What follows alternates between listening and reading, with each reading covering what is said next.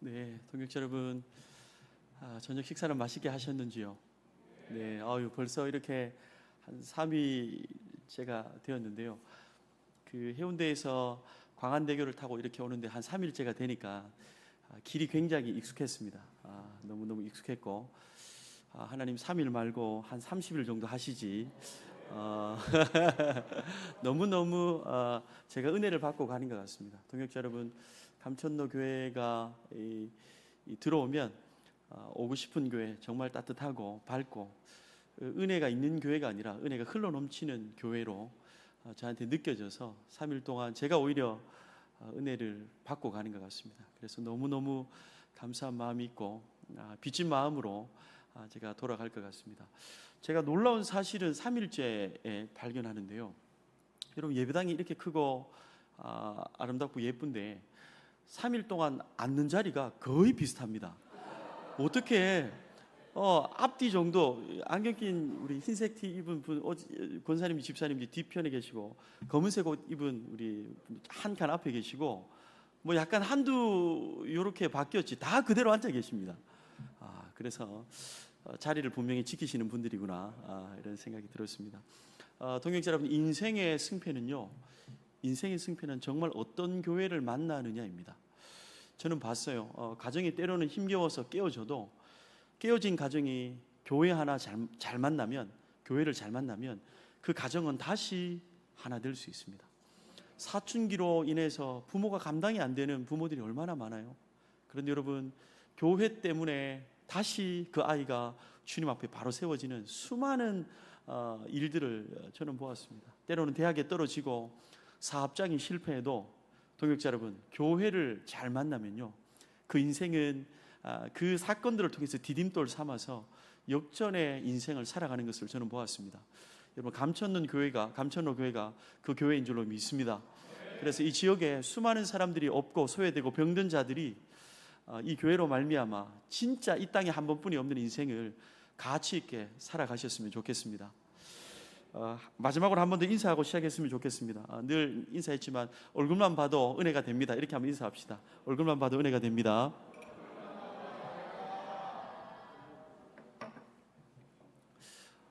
오늘은요, 여러분, 기도에 대해서 조금 다루어 보려고 합니다. 제가 하나님 앞에 기도하며 기도를 3일 다룰 것인가 아니면 마지막에 기도를 다룰 것인가 고민하다가 마지막 날에 기도를 한번 다루면 좋겠다라는 마음이 들었습니다. 그래서 제목이 가장 위대한 일 기도입니다. 저희 공동체에 유치부 목사님이 계셨어요. 실명을 거론해도 상관이 없을 것 같습니다. 배승진 목사님이 유치부 팀장 목사님으로 있었어요. 지금은 인천에 담임 목회로 시작했습니다. 그런데 유치부 팀장을 할 때 아주 유명한 일화가 있었습니다. 부서별로 저희가 선교를 가는데요, 유치부 팀들도 이제 선교를 가기로 결정을 했습니다. 선교 가기로 결정이 시작되는 순간 7월이나 8월에 선교를 시작하지만 기도는 3월 정도부터 시작됩니다. 금요 철야 때 뜨겁게 기도하고요, 새벽마다 새벽에 나와서 목사님 말씀 듣고 함께 모여서 기도하고, 토요일 날 기도하고, 계속 모여서 기도를 하는 거죠. 그래서 어디를 그 목적지로 삼았냐면 태국 치앙마이로 선교를 가기로 했습니다. 그래서 기도를 계속해서 하고 있는데 그 기도의 열기가 태국 치앙마이까지 이렇게 전해진 거예요. 어떤 소식이 태국 치앙마이까지 갔냐면 한국에서 기도하는 용한 목사님이 온다더라, 이렇게 소문이 난 거예요. 그래서 그 마음에 너무 부담감이 되잖아요. 그래서 더 열심히 기도하고 드디어 이제 7월이 되어서 태국 치앙마이로 유치부 교사들과 함께 갔습니다. 가면 대부분 이제 선교지에서 첫 시작을 한다든지 아니면 식당에서 그곳에 밥을 먹고 한다든지 이렇게 하면 되는데, 선교사님과 그 마을에 있는 이분들이 빨리 목사님을 모시고 마을로 들어가는 거예요. 그리고 한 교회로, 예배당 같은 곳으로 딱 들어가서 보니까 선교지로 갔는데 사람이 너무 많은 거예요. 선교지인데 사람이 너무 많은 거예요. 이게 무슨 일인가 보니까 사람들이 예배부터 시작하자는 건데 꽉 있었고요. 갑자기 예배를 시작하는데 뒤편에서 문이 열리면서 한 사람을 거의 이렇게 들다시피 해서 동네 주민들이 이렇게 데리고 오는데 그 사람이 걷지를 못하는 사람인 거예요. 걷지를 못하는 사람인 거예요. 그런데 그분이 딱 들어오니까요, 마을에 있는 모든 주민들이 자리를 비켜줬습니다. 그리고 앞자리에 걷지 못하는 사람이 앉으셨어요. 그리고 동네에 유지되는 한 분이 설명을 해주시는 거예요. 목사님, 이분은 당뇨 합병증으로 수십 년 전부터 걷지를 못했습니다. 그런데 그의 아내가 있었는데, 그 자식이 둘이 있었는데, 자식 둘은 에이즈로 먼저 죽음을 맞이했고, 걷지 못하는 남편 때문에 아내가 하루 종일 태국에서 골프공을 주우면 하루에 1,000원씩 번대요. 1,000원. 그 1,000원으로 지금까지 먹고 살았다는 거예요. 그러다 보니까 동네 주민들이 너무 마음이 아픈 거예요. 남편은 걷지 못하고 아내는 눈만 뜨면 골프공 주우러 하루 종일 저녁까지 골프공 주워서 살고, 너무 딱해서 한국에서 기도하시는 용환 목사님 온다고 해서 고쳐달라고 데리고 왔습니다. 이렇게 얘기하는 거예요. 수십 년 동안 못 걸었습니다. 목사님이 이거 뭐 시작하기 전부터 너무 부담스러운 거예요. 그러면서 목사님, 예배하기 전에 기도하면 좀 그러니까 목사님 예배 다 끝나고 안수기도 해주시면 감사하겠습니다. 이렇게 얘기하는 거예요. 목사님이 그날따라 예배는 가장 길게 하셨습니다. 하나님, 이제 예배 끝나면 나도 끝났군요. 이제 끝났습니다. 이렇게 많이 모아놓고 수십 년 동안 못 일어났는데 이제 저도 끝났군요. 그래서 할 수 있는 만큼 예배를 길게 하고, 뭐 사람들이 예배가 중요했겠습니까?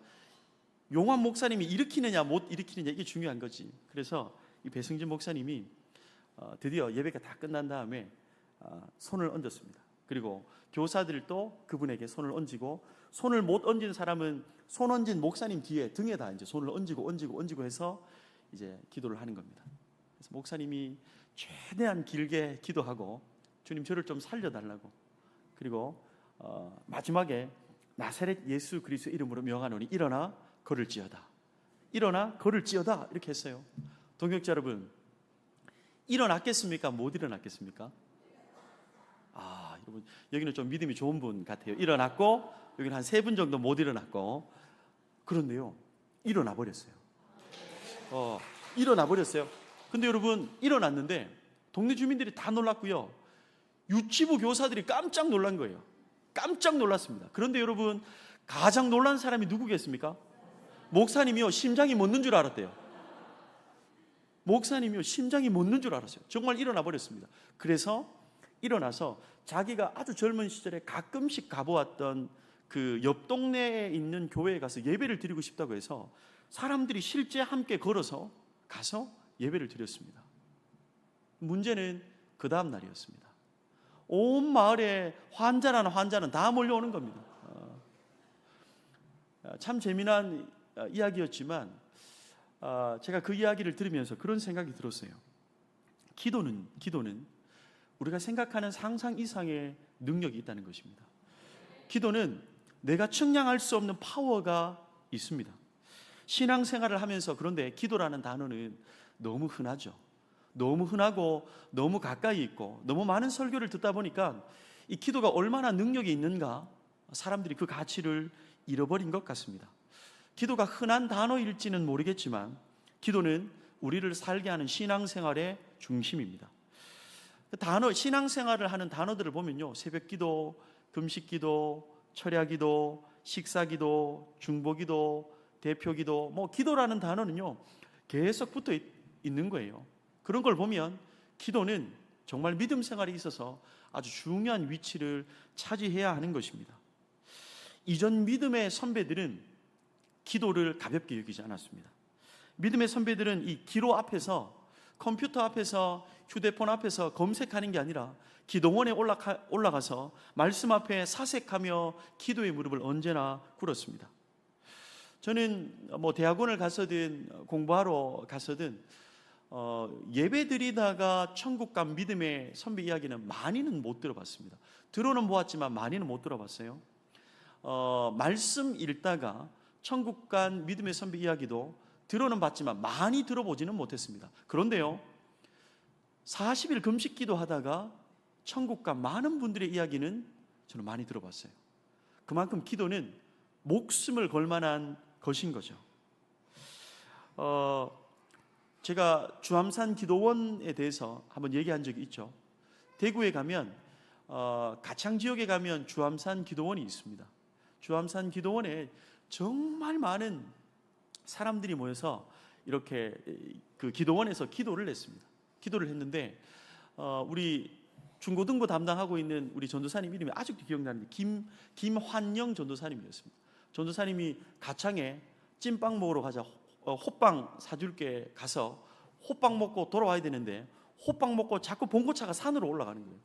그러면 주암산 기도원으로 올라가서 우리 중고등부 아이들과 주암산에서 기도를 했습니다. 그런데 올라가다 보면 주암산 기도원의 길 가쪽에 이 또랑이 있거든요. 물이 흐르는 냇가가 있습니다. 그 냇가에 보면 삼각형으로 비닐 텐트가 쳐져 있어요. 비닐 텐트.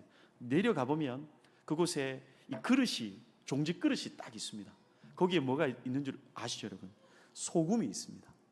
금식 기도하면서 탈진하지 말라고 소금을 거기에 다 이렇게 놓아두었어요. 믿음의 선배들은요, 이슬을 맞으면서 기도했습니다. 믿음의 선배들은 이슬을 맞으며 금식 기도하며 기도에 목숨을 걸었던 거죠. 그런데 여러분, 요즘은 기도원에 사람이 없습니다. 사람이 없어요. 주암산 기도원이 이제는 문을 닫을 지경에 놓였습니다. 그러나 분명한 것은 기도는 믿음의 선배들은 적어도 굉장한 기도의 파워를 경험했기 때문에 일평생 기도의 삶을 살았다는 것입니다. 동역자 여러분, 기도는 힘이 센 능력이 있는 줄로 믿습니다. 그러면 우리가 다시 기도를 시작해야 되는 이유를 찾아야 되거든요. 왜 기도를 해야 하는가? 제가 목사님과 대화하면서 참 많이 도전받은 내용들이 너무 많은데요, 제가 가슴에 평생 새기겠지만 교회를 위해서 목사님이 목숨 걸고 기도하는 모습을 제가 보니까요, 저에게 큰 도전이 되었습니다. 여러분, 정말 큰 도전이 되었습니다. 우리가 왜 기도하는 인생을 살아야 될까요? 동역자 여러분, 그것은 어떤 기도에 대한 능력의 설교를 들었기 때문일까요? 여러분, 아닙니다. 기도에 관련된 탁월한 책을 보았기 때문에 기도해야 할까요? 기도의 수많은 간증을 듣기 때문에 기도를 해야 할까요? 여러분, 아니에요. 모든 정답은 여러분 예수 그리스도인 줄로 믿습니다. 예수 그리스도가 기도를 어떻게 대했는가, 예수 그리스도가 어떻게 기도에 대해서 말씀하셨는가를 우리가 보고 기도를 해야 할지 말아야 할지를 결론내야 합니다. 예수님은 어떻게 기도를 대하셨을까요? 우리가 한번 살펴봅시다. 마가복음 1장 35절을 먼저 한번 봤으면 좋겠습니다. 마가복음 1장 35절인데 예수님의 하루의 시작이 기록된 본문입니다. 하루의 시작입니다. 읽어볼까요? 시작.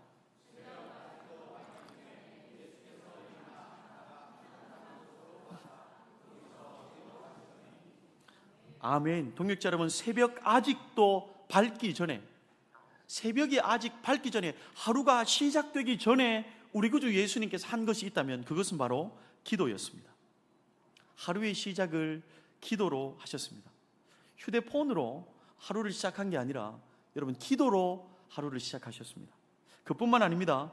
예수님은 하루의 시작을 기도로 시작했을 뿐만 아니라 예수님의 습관이 기도였습니다. 누가복음 22장 39절인데요, 동일하게 한번 읽어보겠습니다. 예수께서 나가사,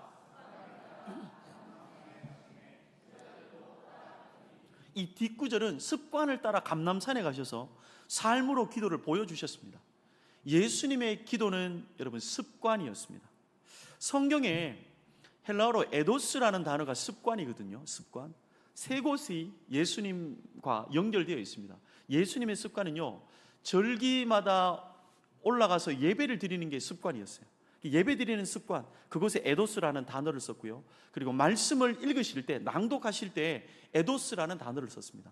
예수님은 예배하는 습관, 말씀 읽는 습관, 그리고 마지막으로 오늘 본문에 기도하는 습관, 여기에 에도스를 쓰셨어요. 예수님의 습관은 세 가지셨습니다.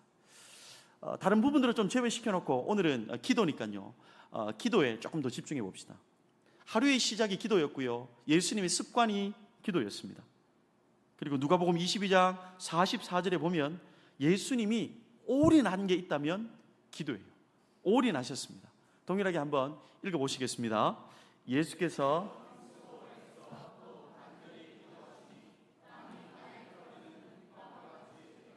아멘. 여러분, 헬라어로 보면 더 정확하게 기록되어 있는데 예수께서 간절히 기도하시니 이렇게도 충분합니다. 그런데 강조를 몇 번이나 합니까? 예수께서 힘쓰고 애써 더욱 간절히, 여러분 기도에 온 집중을 하고 있습니다. 얼마나 강조한지 몰라요. 성경에 아브라함아 아브라함아, 모세야 모세야 두 번만 불러도 엄청난 강조점인데 여기에 강조 단어를요 4번이나 쓰고 있습니다. 강조를 4번이나 한 게 뭡니까? 여러분 기도였습니다. 예수님이 올인한 것은 기도입니다. 그리고 예수님께서 가장 강력한 무기로 선택한 게 있다면 그것은 기도였습니다. 마태복음 26장 39절인데요 조금 나아가사 얼굴을 땅에 대시고 엎드려 기도하여 가라사대 내 아버지여 만일 할만하시거든 이 잔을 내게서 지나가게 하옵소서. 그러나 나의 원대로 마옵시고 아버지의 원대로 하옵소서 하시고. 여러분 이 본문이 어디입니까? 이제 예수님께서 저주의 십자가에 달리시기 전에 죽음 직전에 예수님이 선택한 게 있다면 여러분 기도였습니다. 죽음 직전에 예수님은 사람에 찾아가지 않았습니다. 예수님은 방법을 생각하지 않았습니다. 예수님이 죽음 직전에 선택한 게 있다면 그것은 바로 기도였습니다. 죽음의 위기 앞에 죽을 힘을 다해서 기도하셨습니다. 죽음의 위기 앞에 죽을 힘을 다해서 기도하셨습니다. 그러니까 주님께서 가장 힘이 세다고 생각한 강력한 무기는요 기도였습니다.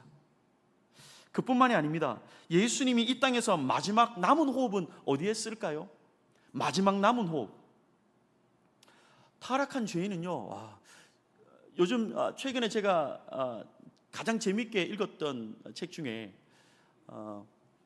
이 삶을 통해서 죽음을 말하는 이 죽음을 통해 삶을 말하다 서울대학교의 그 암센터에 김범석이라는 이 의사분 교수분이 쓴 그 책이 있습니다. 거기에 보면 여러 가지 스토리가 있었는데요 어느 날 몸에 이 암이 걸려 있는데 가족들이 안 오더래요. 말기암 환자인데 가족들이 문병을 안 오더래요. 근데 나중에 보니까 남자 동생이 한 명 오더래요. 이제 드디어 왔구나. 죽기 직전에 이제 남동생이 온 거예요. 그래서 남동생이 이제 그 말기암으로 있는 그 형에게 이렇게 가까이 갔습니다.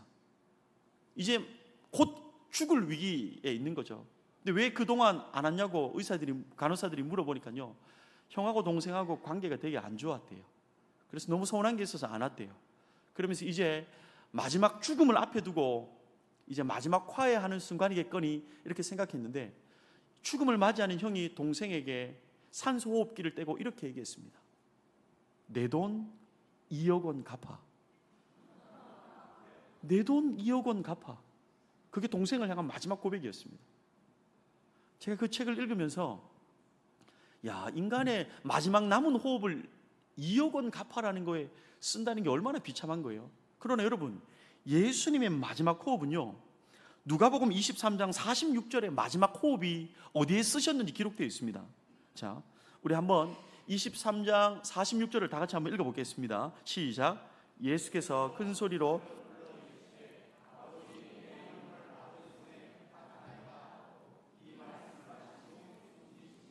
동역자 여러분 보이십니까? 이 말씀을 하신 후 숨지시니라. 주님께서 아버지 내 영혼을 아버지의 손에 부탁합니다. 기도하시고 하나님 앞에 마지막 남은 호흡을 기도하시고 숨지셨습니다. 여러분 그러면 예수님이 기도를 어떻게 대하셨습니까? 예수님의 하루의 시작이 기도였습니다. 예수님의 습관이 기도였습니다. 예수님이 올인한 것이 기도였습니다. 예수님이 죽음 직전에 선택한 가장 강력한 무기가 기도였습니다. 예수님의 마지막 남은 호흡을 기도하는데 사용하셨습니다. 여러분 이거면 되잖아요. 이거면 충분하잖아요. 그런데요 히브리서 7장 25절에 보면 이렇게 성경은 놀랍게 이야기하고 있습니다. 그가 항상 살아계셔서 그들을 위하여 간구하심이라. 지금도 우리 성도를 위해서 기도하고 계십니다. 어느 누구보다 예수님은 기도가 힘이 센 줄 알고 계셨어요. 그래서 우리 구주 예수님은 시간이 있어서 기도한 게 아니라 기도의 시간을 만들어내셨습니다. 기도의 장소가 있어서 기도한 게 아니라 기도의 장소를 만들어내시며 기도하신 거죠. 그래서 동역자 여러분, 안식의 주인이신 우리 구주 예수님이 우리에게 안식을 주기 위해서 자녀로 부르시잖아요. 우리에게 쉼을 주기 위해서 당신의 자녀들을 부르시잖아요. 그런데 여러분, 안식을 주시기 위해서 우리에게 끊임없이 사랑을 베푸시는 그분께서 우리에게 쉬지 못하도록 한 것은 딱 하나입니다. 쉼을 주시는 그분께서 쉬지 못하게 한 게 있습니다. 데살로니가전서 5장 17절에 뭐라고 기록되어 있습니까? 항상 기뻐하라, 쉬지 말고 기도하라. 우리를 쉬지 못하게 하는 것은 여러분 기도입니다. 그래서 동역자 여러분, 우리 구주 예수님이 기도를 이만큼 생각한다면 우리는 기도하는 인생이 되어야 하는 줄로 믿습니다. 여러분, 기도의 능력이 있다라고 생각하십니까? 제가 기도의 능력이 있다라고 생각하십니까? 라고 했을 때 동역자 여러분은 아멘이라고 하셨는데요. 여러분, 똑같은 말로 제가 질문해 보겠습니다. 똑같은 말로 질문해 보겠습니다. 그런데 피차 곤란해질 수도 있으니 대답은 하지 맙시다. 마음속으로 제가 기도의 능력이 있다고 생각합니까? 했을 때 아멘이라고 하셨는데요. 여러분, 그렇다면 똑같은 문장입니다. 그러나 다르게 표현해 볼게요. 여러분은 얼마만큼 기도하고 있습니까? 여러분, 얼마만큼 기도하는데 시간을 할애하고 있습니까? 기도가 능력이 있다고 생각하는 분들은 정말 기도의 시간을 만들어내고 또 만들어냅니다. 진짜 하나님이 살아계시다고 생각하는 사람은 기도의 자리에 앉을 수밖에 없습니다.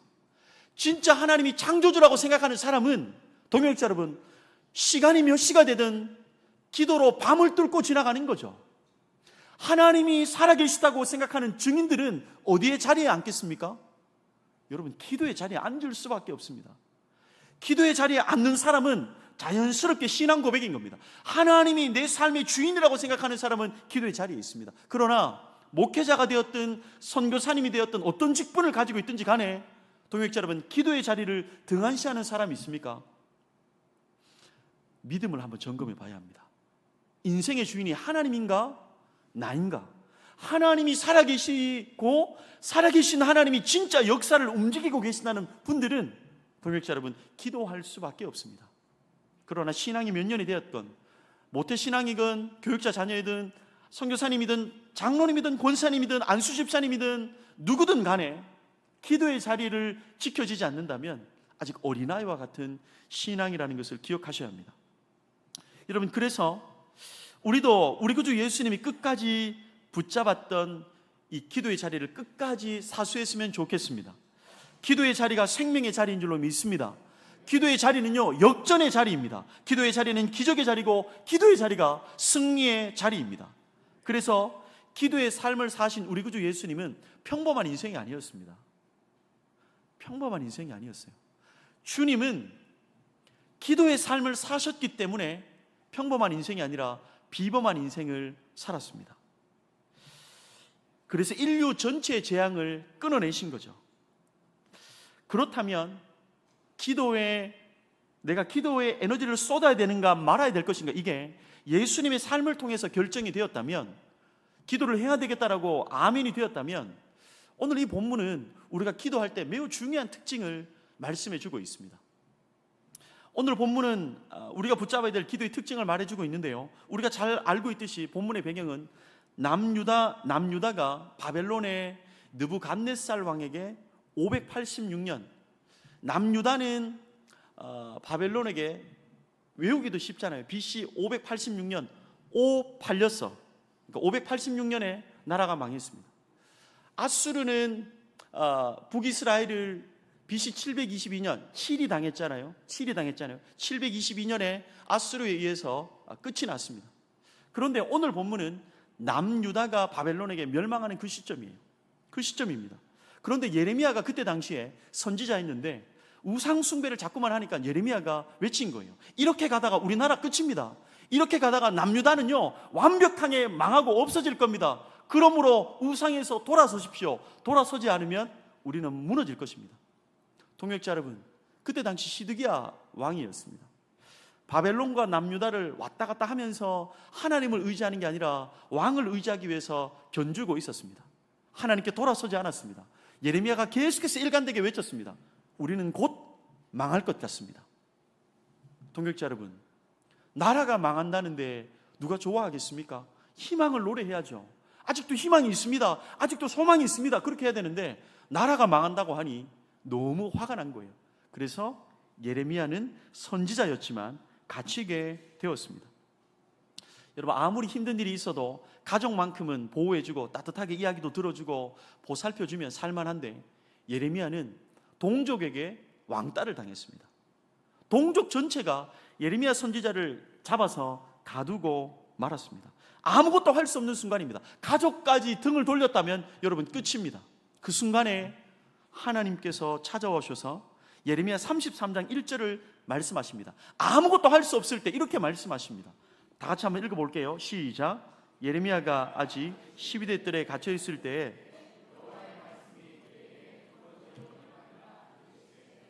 오늘 본문에 유심히 볼 것은요, 예레미야가 갇혔다는 겁니다. 이 단어는 기도를 시작하는 인생들에게 굉장히 중요한 단어입니다. 예레미야가 갇혔습니다. 여기에 갇혔다는 의미를 우리가 분명히 알 필요가 있어요. 동역자 여러분, 인간은 가치 있는 존재입니다. 인간은 가치 있는 존재예요. 바꿔볼까요? 인간은 한계가 있는 존재입니다. 달에도 갔다 오고 우주여행도 하는 시대가 되었습니다. 인간은 한계가 없는 것처럼 보여지고 있습니다. 한계가 없는 것 같아요. 인간은 다 할 수 있는 것 같습니다. 생명도 자꾸만 늘려가는 것 같습니다. 그런데 여러분, 인간이 모든 것을 다 할 수 있는 것처럼 보이지만 정작 중요한 것은 할 수 없습니다. 인간은 자신이 태어나는 나라를 선택할 수 없습니다. 자신의 부모를 선택할 수 없습니다. 자신의 성별을 선택할 수 없습니다. 자신의 피부색을 선택할 수도 없습니다. 인간이 중요한 것은 대부분 할 수 없습니다. 미세먼지는 측량할 수는 있지만 미세먼지를 없앨 수는 없는 게 인간입니다. 태풍의 방향은 측량할 수 있지만 태풍을 완벽하게 사라지게는 할 수 없습니다. 엄청난 비의 양은 측량할 수 있을지 모르겠지만 비 한 방울 못 없애는 게 우리 인간입니다. 인간은 한계를 가진 존재입니다. 인간은 한계를 가진 존재입니다. 내가 한계를 가진 존재이다라고 느끼지 않으면, 인정하지 않으면 여러분 기도하지 않습니다. 기도하지 않는 사람의 특징이 뭡니까? 대한민국에 제일 많이 우상 숭배하는 신이 어떤 신입니까, 여러분? 자기 자신입니다. 자기 자신. 하나님을 섬기는 사람들보다 자기 자신을 섬기는 사람들이 더 많습니다. 얼마나 자기 자신을 섬기는지 몰라요. 자기 자신 믿고 살아가는 거죠. 그러나 여러분, 성경은 예레미야 33장 1절을 통해서 예레미야가 갇혀 있을 때 인간은 한계적 존재라는 것을 뼈저리게 우리는 기억해야 합니다. 이 대한민국의 최고의 외상외과 의사 이국종 의사를 여러분 알고 있습니까? 이국종 의사를 다 아시죠? 이 의사는 수술을 잘하기로 아주 유명한 사람입니다. 죽을 자라도 살려내는 유능한 의사입니다. 그런데 골든 아워라는 책을 많이 보셨을 텐데요, 제가 골든 아워를 읽다가 첫 번째 책에 멈춘 곳이 있습니다. 그가 뭐라고 기록해놨냐면요, 이렇게 기록했습니다.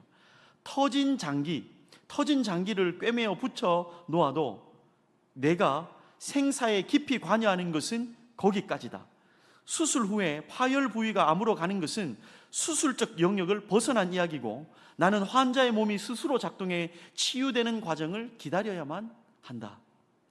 아무리 유능한 의사라도 터진 장기를 다 꿰매놓고 내가 생사에 관여하는 것은 딱 거기까지래요. 그냥 잠잠히 기다려야 된대요. 이 사람은 하나님을 모르기 때문에 뭐라고 이야기합니까?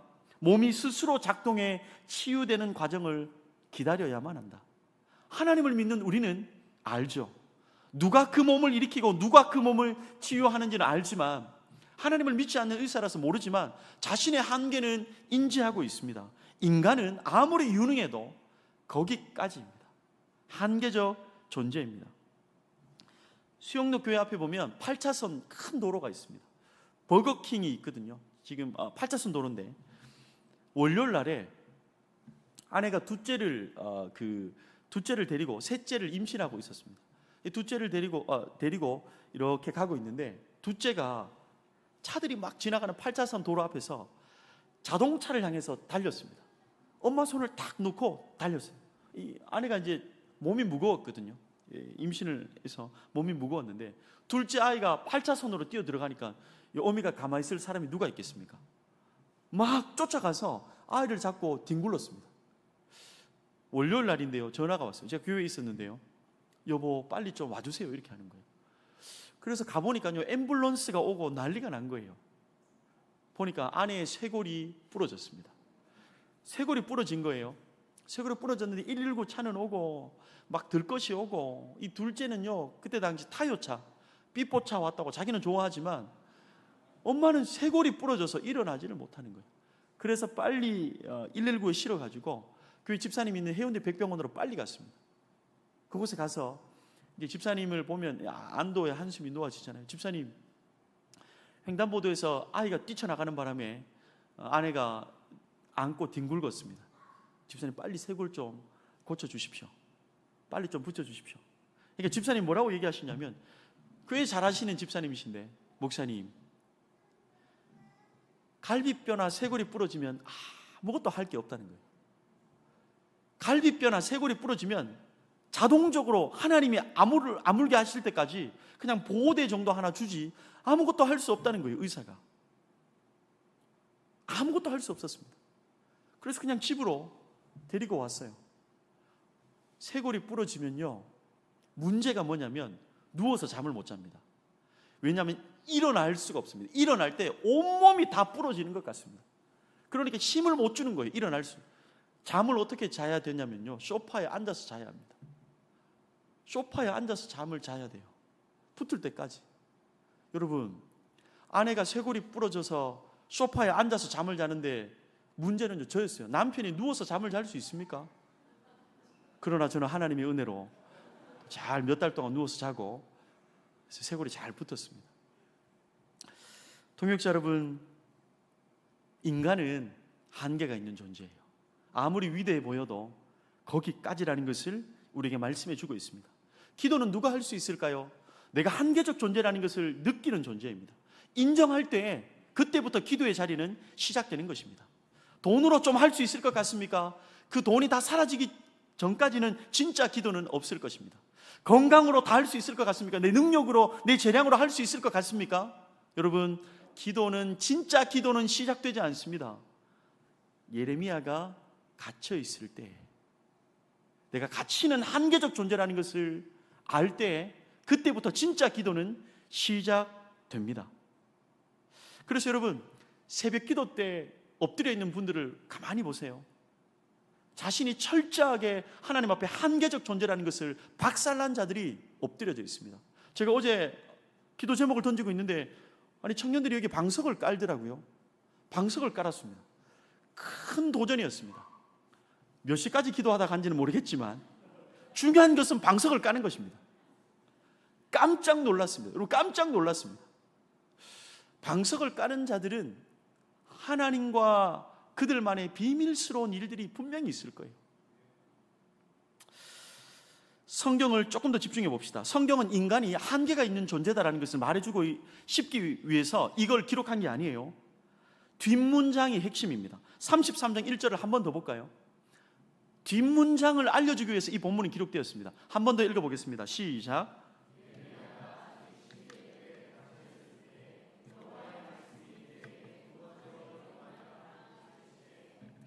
동역자 여러분, 갇히다라는 단어와 쌍을 이루는 단어가 어떤 단어입니까? 임하다입니다. 임하다, 임하니라. 예레미야는 갇혔고 말씀은 임했다는 것입니다. 몇 번째로 임했습니까? 두 번째로 임했습니다. 예레미야는 갇히는 존재지만 갇히지 않는 존재가 있다는 거예요. 바로 하나님의 말씀은 두 번째로 임했습니다. 하나님의 말씀은 갇히지 않습니다. 하나님의 말씀은 가두지 않습니다. 가두어질 수가 없습니다. 말씀이 두 번째로 임하고 뒷장을 넘어가면 또다시 하나님의 말씀이 임합니다.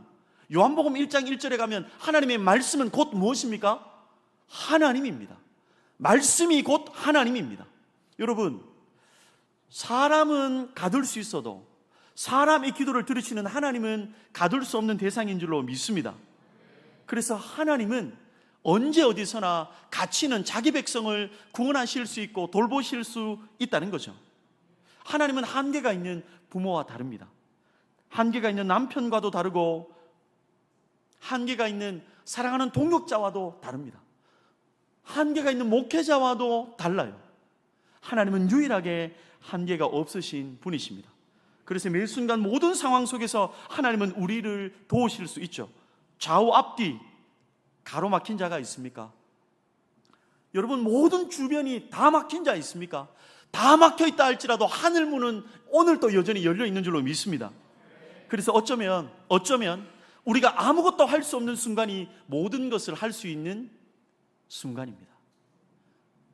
아무것도 할 수 없어서 꼼짝없이 갇혀 있습니까? 여러분, 그제서야 하늘 문이 열려 있다는 것을, 하늘을 향해서 고개를 들게 되기 때문이죠. 이러지도 저러지도 못하는 상황이 여러분 가운데 펼쳐져 있습니까? 여기 그런 동역자 있습니까? 나의 한계에 부딪힌 자가 있습니까? 가정의 문제 앞에 너무나 무능하게 그냥 다 사라져버린 존재가 있습니까? 기도밖에 할 수 없는 그 순간이 하나님이 일하시는 순간입니다. 최악의 순간이 아니라 그 순간은 영적인 시각으로 바라보면 최고의 순간이라는 것을 기억하십시오. 기도의 순간은 하나님이 일하실 수 있는 순간입니다. 왜요? 기도란 하나님의 능력을 붙잡는 손이기 때문이죠. 미국의 부흥사 왓슨 목사님은요, 이런 얘기를 했습니다. 기도는 세계를 움직이는 손을 움직이게 한다. 여러분, 우리의 기도의 손이 딱 모이면요, 창조주 하나님의 손이 떠오르기 시작합니다.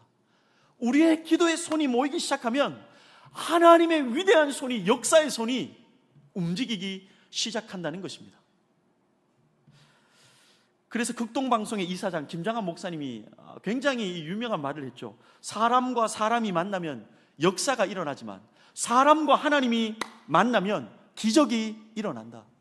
사람과 하나님이 만나면 기적이 일어날 수밖에 없습니다. 여러분, 기가 막힌 상황 속에 있는 동역자가 있습니까? 기가 막힌 상황 속에 기도할 때 하나님이 듣고 기가 막히게 역사하실 것입니다.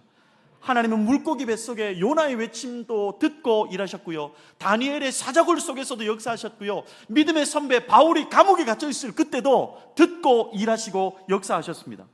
그래서 기도는 이것저것 다 해보고 안 돼서 하는 최후의 수단이 아니라 최초의 수단이 되어야 합니다. 기도는 아침을 여는 열쇠가 되어야 하고 저녁을 닫는 자물쇠가 되어야 합니다. 동역자 여러분, 많은 사람들이 오해하고 있는 게 있어요. 기도할 때 하나님은 우리가 구한 것을 주지 않습니다. 여러분, 절대로 하나님은 우리가 구한 것을 주지 않습니다. 여러분, 눈빛이 조금 이상해졌는데요. 여러분, 하나님은 우리가 구한 것을 주지 않고 하나님은 가장 좋은 것을 주십니다. 하나님은 가장 좋은 것을 주세요. 우리가 이걸 달라고 기도해도 이것과는 비교할 수 없는 놀라운 좋은 것을 우리에게 하나님의 때에, 하나님의 시간표에, 하나님의 방법으로 역사해 주시는 하나님이십니다. 그래서 여러분, 날마다 구해보십시오. 하나님은요, 여러분이 구한 것과 비교할 수 없을 정도로 더 좋은 것을 퍼부어 주시는 하나님이십니다. 그래서 기도는 정말 우리가 끝까지 붙잡고 가야 하는 것입니다. 제가 수영로 어제 공동체에 있다가 이렇게 있다가 죽을 것 같아서 교회를 사임하고 공부를 하러 갔습니다. 근데 다시 이제 교회에 연락이 왔어요. 코로나 시기 때 교회로 들어왔으면 좋겠다. 교회로 왔으면 좋겠다. 아니, 사임인데 그냥 있겠습니다. 코로나 시기이기 때문에 들어와서 기도국을 좀 맡아줬으면 좋겠다. 제가 은혜의 빛을 너무 많이 준 공동체이지 않습니까? 들어왔어요. 들어오니까요, 그래도 제가 알기로 좀 기도하는 공동체라고 생각했는데 코로나로 예배당 문을 다 닫으니까요, 4주 동안 특별 새벽 기도회를 하는데 담임 목사님 혼자 설교하고 아무도 없는 거예요. 제가 충격을 먹었습니다. 제가 물어봤어요. 다 어디 갔습니까? 국가에서 예배를 못 드리게 하니 다 집에서 특별 새벽 기도회 4주를 합니다. 이렇게 얘기하는 거예요. 그래도 기도하는 교회인데 사람이 없는 거예요. 그래서 기도국 식구들에게 다 문자를 보냈습니다. 불법을 행하지 않는 한계에서 여러분 우리는 기도를 이어갑시다. 그래서 담임 목사님은 혼자 강단에 설교하고 문자를 보내서 주변에 있는 모든 주차장으로 다 끌어모았습니다. 그리고 차를 타고 다 와서 흰 장갑을 다 나눠주고요, 교회 주변을 다 에워싸서 우리가 두 손을 들고 기도하며 4주 동안의 예배를 드렸습니다. 사진을 한번 볼까요? 기도국 모든 식구들을 다 끌어모아서 우리가 4주 동안 밖에서 한국교회를 위해서 기도하며 또 우리 성도들을 위해서, 부산 땅을 위해서 기도하며 이렇게 기도의 시간들을 보냈습니다. 이유는 딱 하나 있습니다. 여러분, 기도는 답이 될 수 있습니다. 왜죠? 기도를 들으시는 하나님이 정답이시기 때문에 기도는 답이 될 수 있습니다. 그래서 끝까지 기도를 이어간 거죠. 자녀들에게 기도가 정답이라고 보여줄 수 있는 절호의 찬스입니다. 교회로 오십시오. 교회로 오십시오. 한국교회를 위해서 4주 동안 함께 기도했습니다. 끝이 나고 이제 중보기도 학교를 해야 되는데요, 중보기도 학교를 어떻게 했냐고 하니까 줌으로 했대요. 줌으로 어떻게 했습니까 하니까 줌을 다 켜놓고 기도를 하는데 위에는 전부 와이셔츠 입고 밑에는 파자마 입고 이렇게 다 했대요. 편하게. 근데 줌으로 기도하면 잘 안 되잖아요, 여러분. 어떻게 컴퓨터로 막 쭉 부르짖고 기도하겠습니까? 그래서 제가 하나님 앞에 기도했어요. 하나님, 이건 아닌 것 같습니다. 이 기도의 야성이 다 죽는데 이건 아닌 것 같습니다. 기도하다가 우리 기도국 간사님들을 데리고 하나님의 아이디어를 주셔가지고 일단 지하 4층으로 간사님들을 데리고 내려가 봤어요. 지하 4층으로 내려가 보니까요, 거기서 이제 덤성덤성 앉아서 이렇게 있는데 우리 기도하시는 권사님, 간사님들이 깜짝 놀라는 거예요. 소리를 막 지르시는 거예요. 여러분, 지하 4층 주차장에 내려가니까요, 단 한 번도 본 적이 없는 습기진 그곳에 이상한 벌레들이 나오기 시작했습니다. 덩치가 큰 권사님들이 소리를 지르는데요, 제가 볼 때 벌레들이 더 무서워할 텐데 권사님들이 막 소리를 지르고 막 엄마야 막 이렇게 하고 벌레들이 나오기 시작했습니다. 그래서 제가 그곳에서 기도를 시작하면서 하나님께서 아이디어를 주셨어요. 불법인지 아닌지 구청에도 물어봤습니다. 텐트를 치고 한 명씩 들어가는 것은 불법이 아니었습니다. 그래서 일단 중보기도 학교를 선착순 100명이다. 텐트 100동을 쳤습니다. 그리고 아둘람굴 1호, 아둘람굴 2호, 아둘람굴 3호, 그 다음 사진을 한번 볼까요? 100동을 치고 선착순 100명을 하고 거기서 그냥 기타 한 대 메고 찬양하고, 여러분 기도 강의가 되겠습니까? 들리지도 않는 거 그냥 육성으로 울리듯이 하고요. 핵심 포인트는 이 강의나 찬양이 끝난 다음에 전부 아둘람굴 1호, 2호, 3호, 4호, 100호까지 다 집어넣고 문을 딱 닫아주면요, 그 안에 몇 시간 동안 기도하는 거예요. 부산 땅을 위해서 기도했습니다. 한국교회와 열방을 위해서 기도했습니다. 코로나 기간 가운데 하나님, 기도의 불이 꺼지지 않도록, 말씀 붙잡고 기도하는 하나님의 백성이 사라지지 않도록. 그래서 저희가 약 2년 동안 텐트를 쳐놓고 광야 기도학교를 했습니다. 동역자 여러분, 제 마음속에 기도나 할까가 아닙니다. 기도도 할까 아니에요, 여러분. 기도가 답입니다. 나의 기도를 듣고 계시는 하나님이 정답이시기 때문에, 유일한 진리요 생명이시기 때문에 기도가 정답이 될 수 있습니다. 그래서 동역자 여러분, 기도를 멈추면 삶이 멈추고, 기도가 진행되면, 기도가 전진하면 내 인생은 전진하는 것입니다. 그래서 제가 책을 쓰면서 고백하고 싶은 게 있어요. 책 제목이 기도를 멈추지 말고. 그러나 뒷문장이 더 중요했어요. 기도를 멈추지 말고 기도하기 위해 멈추라. 여러분, 별로 감동이 없지만 저는 굉장히 감동을 받았고, 하나님 어떤 이런 문장을 저에게 주셔가지고, 기도를 멈추지 말고 기도하기 위해 멈추라. 동역자 여러분, 꼭 기억하십시오. 기도도 하자가 아닙니다. 기도나 하자가 아닙니다. 우리가 주님 앞에 기도할 때 살아계신 하나님의 창조주의 역사의 손이 우리 인생을 간섭할 것입니다. 구한 것을 주시는 것이 아니라 가장 좋은 것을 우리에게 주시는 하나님이신 줄로 믿습니다. 그런데 여러분, 우리의 이 부르짖음의 소리에는요, 굉장히 특별한 힘이 있어요. 보세요. 예레미야 33장 1절에 예레미야는 갇혔습니다. 그러나 갇히지 않는 하나님이 있음을 성경은 딱 보여줍니다. 갇히는 우리에게 뭐라고 고백합니까? 갇히는 너희들아, 갇히지 않는 나에게 기도해라. 이런 맥락이잖아요. 그러면 갇히는 우리가 갇히지 않는 하나님께 기도할 때 어떤 일이 벌어지겠습니까? 33장 3절인데요. 한번 볼까요? 읽어봅시다. 시작.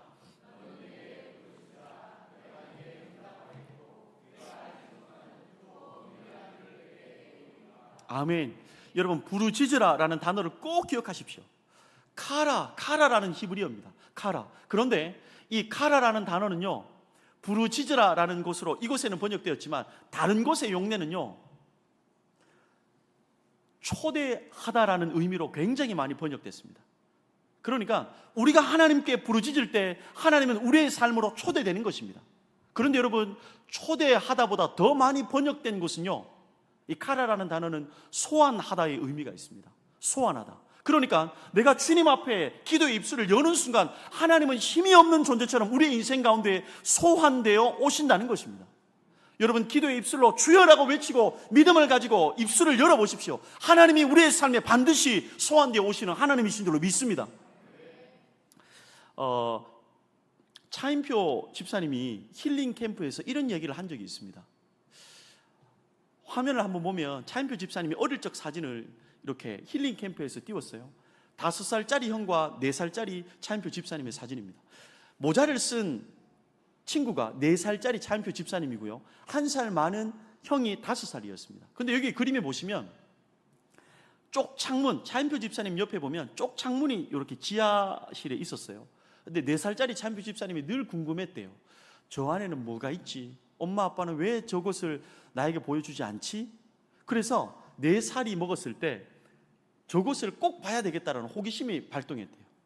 그래서 힐링 캠프에서 차인표 집사님이 어떻게 이야기를 했냐면, 아무도 없을 때, 엄마가 없을 때 이렇게 놀다가 갑자기 머리를 그 안에 한번 집어넣어 봐야 되겠다. 그래서 모자를 딱 벗고 머리를 집어넣는데 머리가 딱 끼이는 거예요. 그래서 머리가 끼니까 머리를 막 자기 혼자 돌려서 은혜로 집어넣었습니다. 그 창문 틀에 머리가 들어간 거죠. 근데 보니까 아무것도 없는 거예요. 그리고 껌껌한 지하 1층이었습니다. 그래서 이제 놀래서 아무것도 없는 걸 확인하고 빼려고 하니까 동역자는 빼집니까? 안 빼집니까? 안 빼지는 거예요. 머리가 안 빼지는 거예요. 그래서 당황해서 막 집어당기니까 안 빠지는 거예요. 당황해서 울고 말았습니다. 근데 웬일입니까? 지하 1층이 울리잖아요. 소리가 막 도는데 나 혼자 울고 있는데 여기도 울고 저기도 막 울고 있는 거예요. 소리가 우니까요, 너무 겁이 나는 거예요. 그런데 그때 걱정 안 해도 되는 게, 아무리 관계가 안 좋아도 동생이 죽는다고 울고 있는데 1살 많은 형이 가만히 있겠습니까? 형이 이제 도와주기 시작했습니다. 차인표 집사님의 다리를 잡고 당기기 시작했습니다. 1살 많은 형이니까 힘도 좀 있고 뭐 그렇잖아요. 막 집어 당겼는데요, 안 빠지는 거예요. 오히려 목이 빠질 것 같아요. 그래서 아무리 다 당겨도 동생이 기절할 것처럼 우니까 1살 많은 형이 어떻게 했냐면요, 다리를 놓고 땅바닥에 앉아서 울기 시작했습니다. 온 동네가 떠나갈 정도로 울기 시작했습니다. 그때 여러분, 누가 왔겠습니까? 그 울음소리를 듣고 엄마가 온 거예요. 그 아이의 울음소리를 듣고 엄마가 온 거예요. 그래서 엄마가 손을 집어넣어서 머리를 다시 돌려서 그 아이의 머리를 빼주었습니다. 동역자 여러분, 어린아이의 힘은 뭘까요? 어린아이가 뭐 물건을 이렇게 들어봤자 얼마나 무거운 걸 들겠어요? 뛰어봤자 얼마나 빨리 달리겠어요? 어린아이의 힘과 능력은 우는 힘입니다. 우는 힘이에요. 여러분, 우리가 주님 앞에 울부짖을 때 살아계신 하나님께서 우리의 인생 가운데 소환되어 오셔서 우리가 할 수 없는 수많은 일들이 우리의 인생 가운데 열매 맺힐 것입니다. 동역자 여러분, 제가 휴대폰에 동영상으로 이렇게 꼭 넣어 놓은 동영상이 있는데요, 화면을 한번 보면 그림이 있어요. 저희가 첫째 아이의 요게 동영상인데 제가 그림으로 가지고 왔어요. 근데 왜 제가 이 동영상을 가지고 있냐면요, 첫째 아이가 대수술을 했지 않습니까? 그래서 그래도 건강하게 아이를 키워보자고 해서 뭐 설탕이나 과자나 사탕을 최대한 늦게 주기 위해서 집에서 절대로 안 줬습니다. 그런데 이 아이가 교회를 가서 권사님들이 사탕을 준 거예요. 권사님들이 가방을 뒤져가지고 사탕을 준 거예요. 생애 첫 사탕을 먹었습니다. 이 천지가 개벽하는 순간입니다. 이게 무슨 맛인가? 그래서 아이가 막 사탕을 그때부터 얼마나 많이 권사님들한테 인사해서 사탕 받아오고 먹고, 그래서 아내하고 아이고 이왕 베린 몸 아이스크림 또 사줍시다. 그래서 엄마한테 허가를 받고 처음으로 아이스크림을 사러 가는 순간이었어요. 제가 너무 아빠로서 그때 좋은 겁니다. 첫 아이스크림을 자식한테 사주는데 얼마나 좋겠어요. 그래서 제가 휴대폰으로 딱 남겨서 딱 찍었는데요, 그때 가면서 제가 많은 질문을 합니다. 웅아, 너 기분이 어때? 지웅아, 아빠는 너무 좋아. 웅아, 어떤 아이스크림을 먹고 싶어? 웅아, 뭐 계속 질문하면서 제가 막 가요. 아이가 다정한 말로 티카타카가 됩니다. 아빠가 너무 좋고 기대되고 뭐 이렇게 얘기를 하면서 가는 거예요. GS 편의점에 가서 여러분 생애 첫 아이스크림을 샀습니다. 그 아이스크림이 뭐였습니까, 여러분? 빵빠레 아이스크림입니다. 화면에 보면 그게 빵빠레 아이스크림이거든요. 갈 때는 정말 사이좋게 갔는데 돌아올 때 제가 이제 물었습니다. 한 입을 아이가 이렇게 핥아 먹고 웅아, 맛이 어때? 아이가 아빠는 안 보고 아이스크림만 보는 겁니다. 제가 동영상에 보면요, 계속 물어요. 웅아, 맛이 어때? 아빠 한 입 줄 수 있니? 같이 먹자. 계속해서 말을 시켜도 아이가 빵빠레만 계속 빨아먹고 있는 거예요. 근데 여러분, 빵빠레를 먹어보신 분은 알겠지만요, 볕이 비치는 날에 빵빠레를 이렇게 먹다 보면 침과 빵빠레가 만나면 자꾸 흘러내리잖아요. 흘러내리다 보니까 아이가 자꾸 밑둥치를 이렇게 핥아 먹다 보니까 동영상에 보면 밑둥치를 핥아 먹다가 하나님의 은혜로 이 빵빠레가 떨어졌습니다. 땅바닥에. 은혜죠. 정말 폭 떨어졌습니다.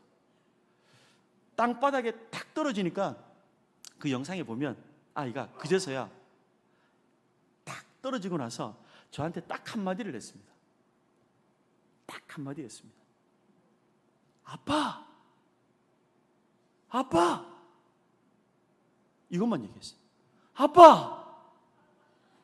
제가 이 아이가 아빠라고 하는 순간 아이를 안고요, GS 편의점에 가서 네가 원하는 만큼 빵빠레를 잡아라.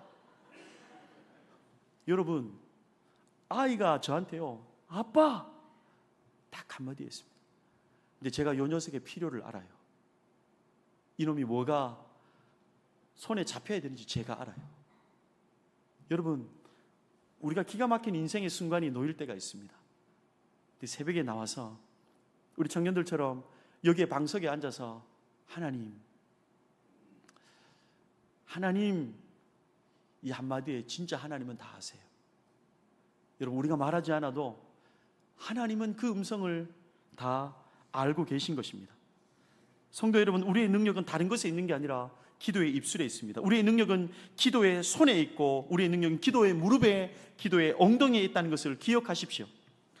사무엘 체드윅이라는 이 목사님이 이렇게 얘기했습니다. 마귀의 최대 관심은 성도의 기도를 방해하는 것이다.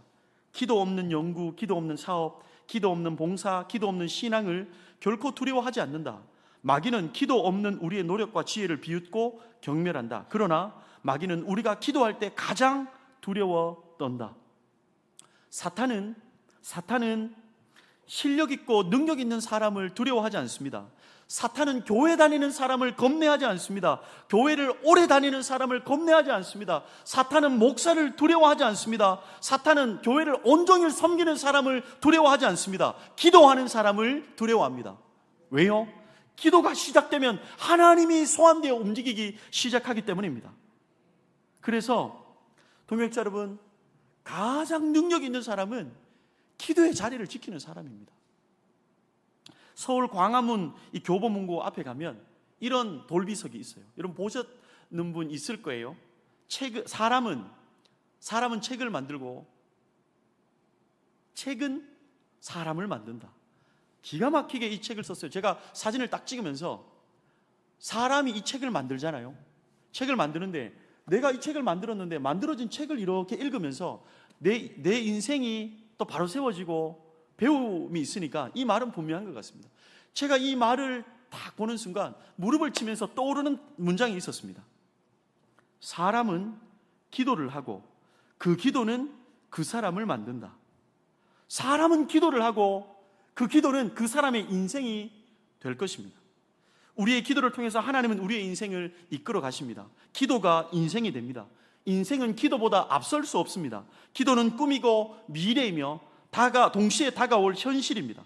그래서 삶을 바꾸고 싶은 동역자가 있습니까? 여러분, 기도를 바꾸십시오. 삶을 바꾸고 싶다면 기도의 내용을 바꾸십시오. 인생의 혁명은 기도에서 시작됩니다. 우리의 인생에서, 우리의 삶에서 기도를 빼면 진짜 밋밋한 인생이 될 것입니다. 믿음의 동역자 여러분, 그래서 우리는 날마다 기도하는 하나님의 백성이 될 수 있기를 주님의 이름으로 축복합니다. 제가 한 이야기를 하고 특별한 이 순간이 있었는데요. 사실은 여러분, 기도를 해야 되는 이 정확한 이유는요, 예레미야 33장 2절에 기록되어 있는데요. 예레미야 33장 2절을 한번 읽어봅시다. 시작.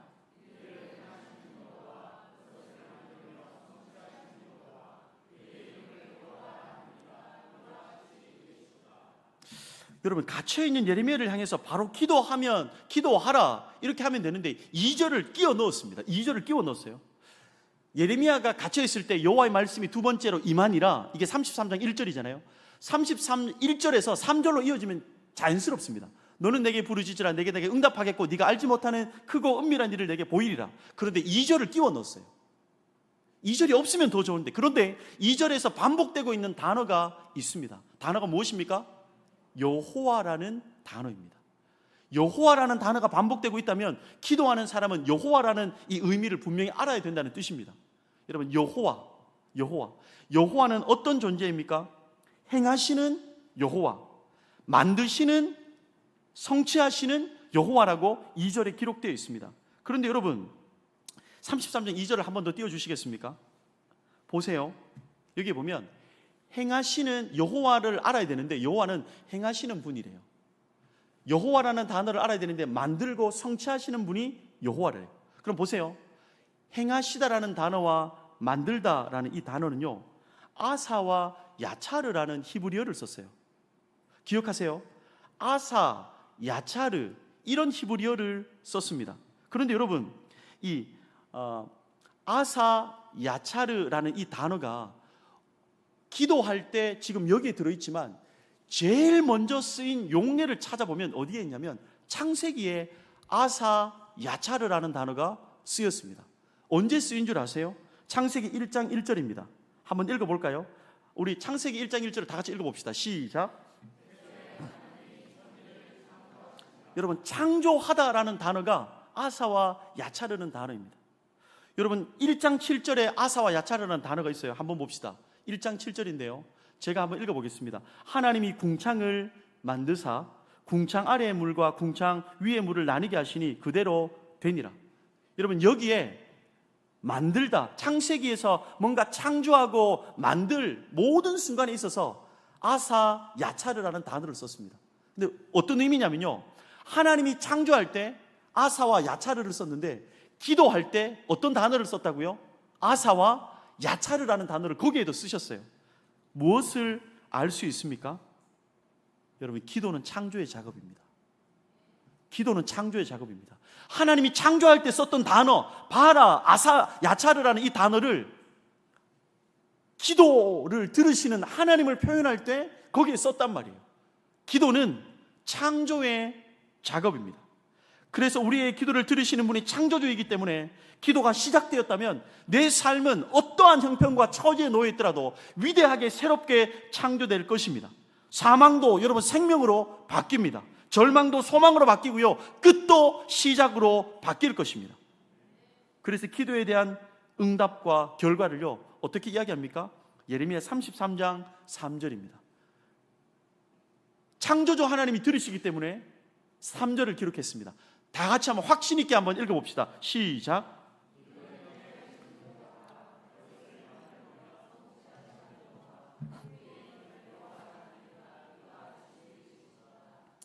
여러분 보세요. 주님은 우리에게 모든 것을 가르쳐주고 알려주시는 분이신데 창조주 하나님의 역사가 기도기 때문에 네가 알지 못하는 하나님의 기도의 역사는요, 응답의 열매는요, 타락한 인간의 이성으로 절대로 이해할 수 없는 놀라운 것임을 우리에게 약속하고 있는 것입니다. 믿음의 동역자 여러분, 얼마나 문제가 큰지, 얼마나 상황이 어려운지, 얼마나 여러분의 절망의 깊이가 깊은지 이것이 중요한 것이 아닙니다. 우리의 기도를 들으시는 분이 창조주 하나님이십니다. 이것을 기도하며 기억하며 평생 기도를 멈추지 말고 기도하기 위해서 멈추시는 여러분이 될 수 있기를 축복합니다. 학교에서 제가 미국에서 공부하고 있을 때 갑자기 저희 가족이요, 기숙사에 있었는데 막내가 TV를 보다가 5명이 TV를 딱 보고 있는데 학교 기숙사에서 아이가 탁 튀어나가는 거예요. 그래서 너무 놀랐습니다. 미국에서는 아이가 도로가에 혼자 나가거나 하면 부모가 잡혀가잖아요.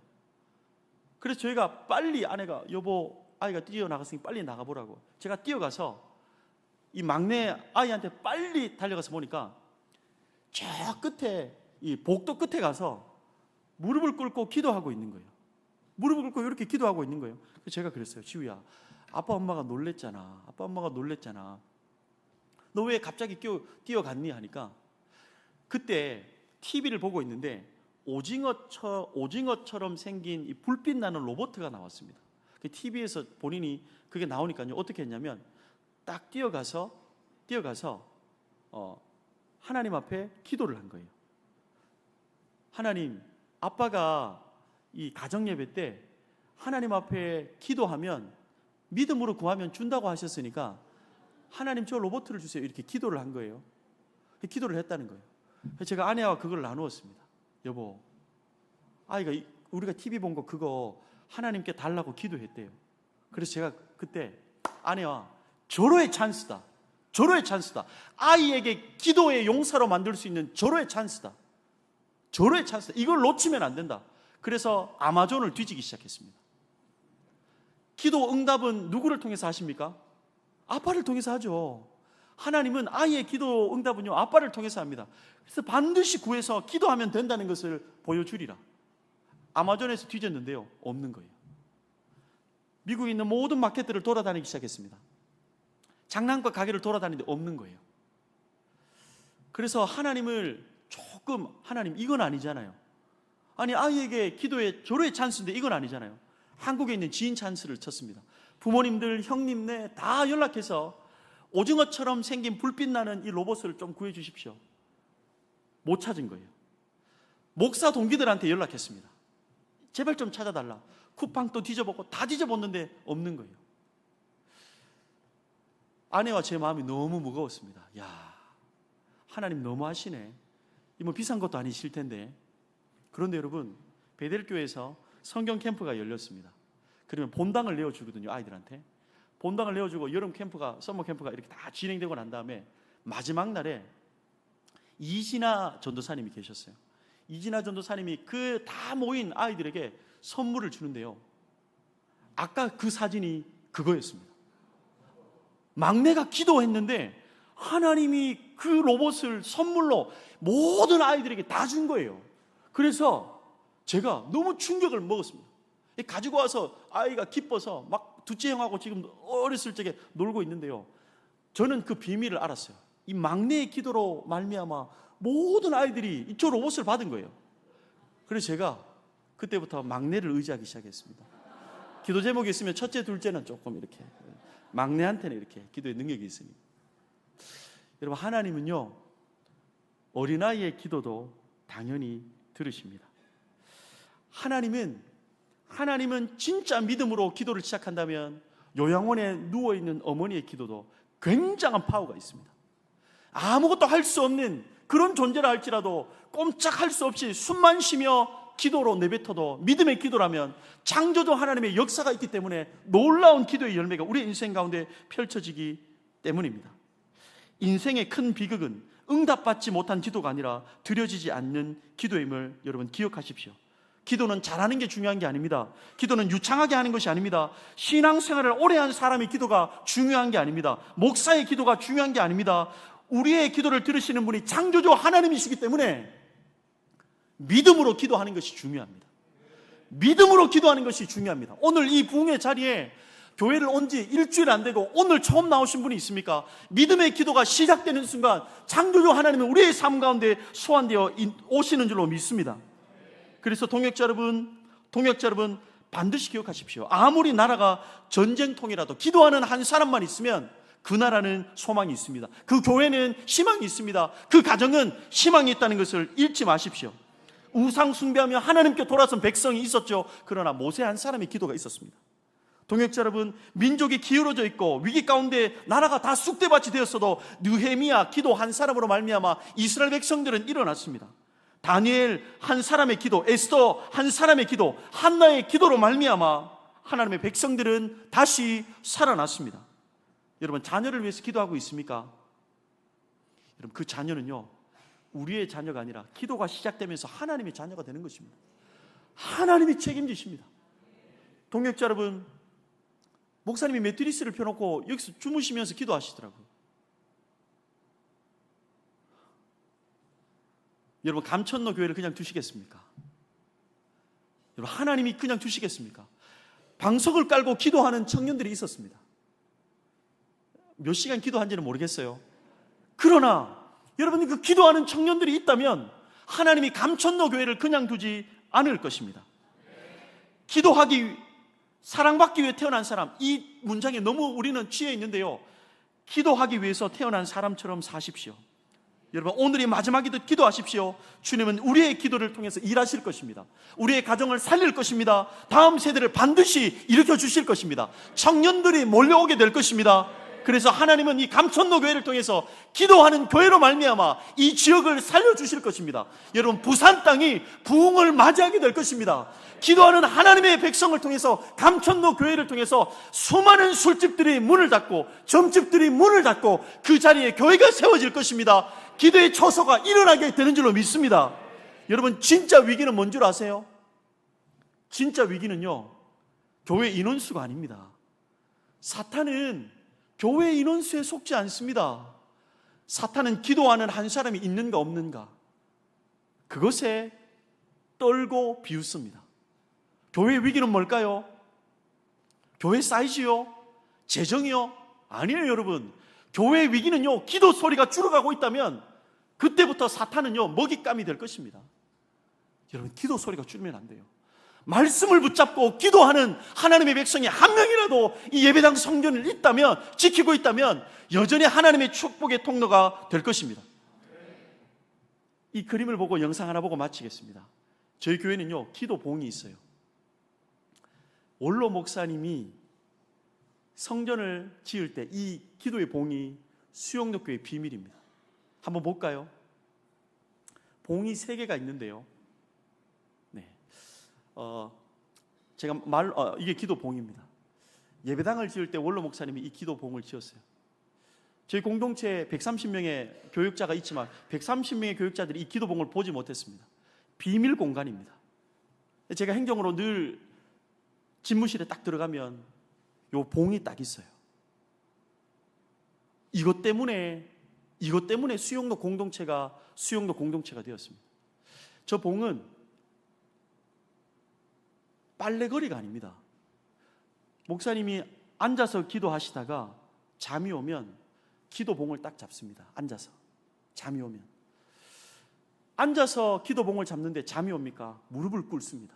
무릎을 꿇고 기도하다가 잠이 오면 중간에 있는 기도봉을 잡습니다. 무릎을 꿇고 중간 기도봉을 잡고 기도하다가 그래도 잠이 오면 목사님이 일어나세요. 일어나서 기도하다가 잠이 오면 제일 위에 있는 기도봉을 잡습니다. 여러분, 그 기도봉입니다. 기도봉을 잡고 기도하는 한 사람으로 말미암아 하나님의 백성을 통해서 하나님은 역사하시고 일하셨습니다. 그러므로 동역자 여러분, 기도는 사람이 할 수 있는 일 가운데 가장 위대한 일입니다. 자녀를 위해서, 우리의 가정을 위해서, 가장인 내가 할 수 있는 가장 위대한 일은 다른 게 아니라 기도입니다. 그래서 기도의 시간이 변두리로 밀려나지 않도록 여러분 씨름하십시오. 여러분, 인생 가운데 기도로 밤을 뚫어본 적이 있습니까? 청년 여러분, 가장 혈기왕성한 이 체력을 가지고 기도로 밤을 뚫어본 적이 있습니까? 여러분, 천국 가기 전에 우리는 기도로 밤을 뚫어내야 합니다. 왜요? 하나님은 기도로 밤을 뚫어내는 만큼 역사하시기 때문입니다. 여러분, 오늘이 그 밤이 될 수 있기를 축복합니다. 오늘이 기도로 밤을 확실하게 뚫어낼 수 있는 기회가 될 수 있기를 축복합니다. 이 시간 한번 영상 하나 보고 우리 찬양하고 마무리 기도했으면 좋겠습니다. 유니스라는 선교사님인데요, 케냐에서 사역하시는 선교사님입니다. 한번 봅시다. 내가 살고 있는 것이 리무루, 티비오, 티밭이에요. 내가 이렇게 걸어가잖아요. 그러면 아래에서 이 꼬마들이 나를 올려다봅니다. 우리 교회 주일학교 애들이에요. 내가 선교사인지 알아요. 내 이름이 유니스니까 내 이름을 불러요. 아래에서 나를 올려다보면서 내가 지나가면 이렇게 불러요. 유니스! 목이 터져라. 유니스! 유니스! 막 이런데 얼마나 내 이름을 부르는지 나한테 아무것도 달라 그런 건 없어요. 그러나 내가 알아요. 얘네들 신발이 없어요. 맨발로 다니거든요. 근데 유니스 할 때 저것들 신발이 없는데 신발 사줘야지, 그 생각이 들어요. 그 다음에 또 유니스 이러면 저 녀석들 밥을 하루에 한 끼 먹는데 밥도 좀 많이 줘야 되는데 빵을 사줄까? 또 유니스 이러면 쟤네들 학교도 없는데 내가 돈 많이 있으면 학교도 지어주면 좋겠다, 이런 생각을 해요. 선한 생각이 계속 나게 있다는 이야기예요. 근데 걔네들이 그 누구도 나한테 유니스 신발 없어요, 신발 사주세요, 아무도 안 그랬어요. 그러나 내 이름을 부르는 순간순간 쟤네들 뭐가 필요한데? 이게 무슨 이야기냐 하면, 여러분이 기도할 때 쥐야 이러면은요, 여러분의 마음을 하나님이 왜 모르겠어요. 여러분 필요한 거를 하나님이 아세요. 그리고 하나님이 여러분을 정말 사랑하세요. 안 주고 싶지 왜 안 주고 싶겠어요. 그러나 부르짖어요 말이지. 부르짖지 않으면 또 하나님의 마음이 또 감동이 안 간다니까. 그래서 오늘은 여러분의 필요가 있을 겁니다. 어떤 것이 필요로 하는지, 그것이 공부인지 돈인지 건강인지 관계 회복인지 아니면 영성의 회복인지 하나님 알고 계십니다. 겉으로 크게 내가 말로 표현하기 싫으면, 어려우면, 불편하면 그냥 주여 이름을 부르세요. 주여, 주여. 네, 동역자 여러분, 인생의 승패는 기도에 달려 있습니다. 우리의 기도를 들으시는 분은 세상을 움직이는 세상의 주인이시죠. 그래서 기도의 성공자는 삶의 성공자가 될 수 있습니다. 기도에 실패하면 인생이 실패할 것입니다. 왜요? 혼자 살아가는 인생이기 때문에 그래요. 여러분, 하나님과 함께 살아야, 동행해야 이 땅에 승리하며 살 수 있는 것입니다. 평생 기도하며 가장 위대한 인생 살아갈 수 있기를 주님의 이름으로 축복합니다. 이 시간 우리의 기도를 들으시는 우리 주는